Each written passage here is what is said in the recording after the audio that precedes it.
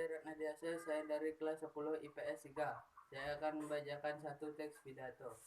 Baru saja bangsa Indonesia merayakan 76 tahun kemerdekaan.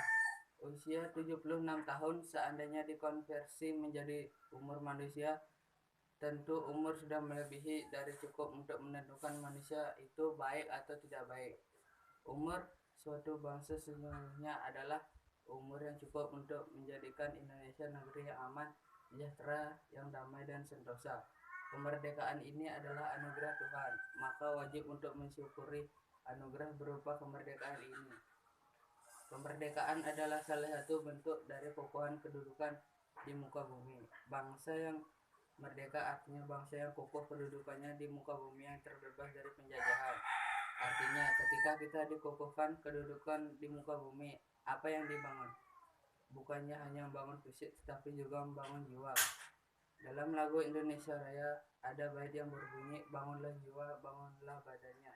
Pengarang lagu ini Wage Rudolf Supratman, yang tentu tidak sembarangan meletakkan kalimat bangunlah jiwa lebih dahulu dibandingkan dengan membangun badan. Bangunlah badannya.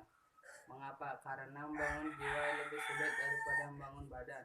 Membangun badan itu membangun fisik, membangun infrastruktur, membangun jalan, membangun gedung. Semuanya itu mudah. Tetapi bagaimana jika membangun jiwa penghuni gedung tersebut? Menjadi wakil rakyat yang amanah, yang jujur, yang ikhlas, yang tidak korup, yang tidak suka suapan, tentu tidak perkara gampang, tidak semudah membangun gedungnya. Membangun gedung pengadilan gampang, tapi membangun jiwa pengadil yang seharusnya berbuat adil malah tertangkap. Ini tentu yang merusak bukan gedungnya, tapi yang rusak adalah jiwanya. Karena itu adalah membangun Indonesia.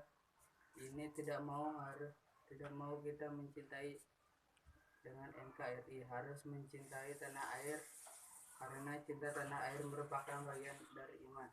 Sekian dan terima kasih.